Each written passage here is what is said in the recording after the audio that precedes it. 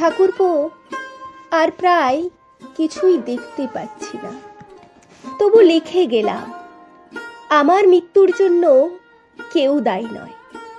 দায়ী নন বাবা মশাই, স্বয়ং দেবেন্দ্রনাথ ঠাকুর, যিনি জোর করে তোমার বিয়ে দিয়ে আমার কাছ থেকে তোমায় কেড়ে নিলেন।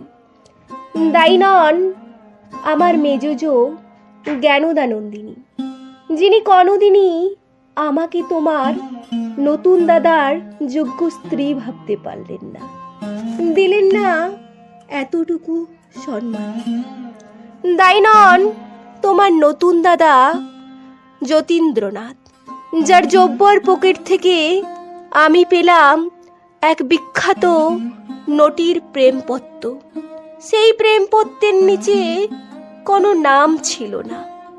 ঠাকুরপো, তুমিও নও দায়ী। তোমার জীবনে শুরু হলো নতুন করে খেলা, জায়গা তো ছেড়ে দিতেই হয় পুরাতনকে।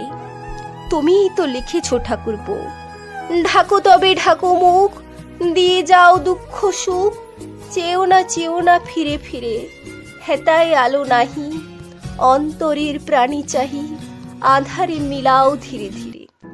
তাই হোক ঠাকুরপো, আধারেই মিলিয়া যাব আমি, কিন্তু তুমি দায়ী নও কোনোভাবে। ঠাকুরপো, আমার মৃত্যুর জন্য দায়ী আমার অমেঘ নির্বোধ নিয়তি। পাপ যাকে বিদ্ধ করে না, পুণ্য যাকে বদলাতে পারে না। আমাকে মনে রেখো রবি, এ কথাটুকু বলার স্পর্ধা আমার নেই। আমার সব গেছে গো, সব গেছে। রবি, শুধু ভালোবাসাটুকু যায়নি। আজও তোমাকে খুব ভালোবাসি, এইটুকু বিশ্বাস করো। তোমার বৌঠান।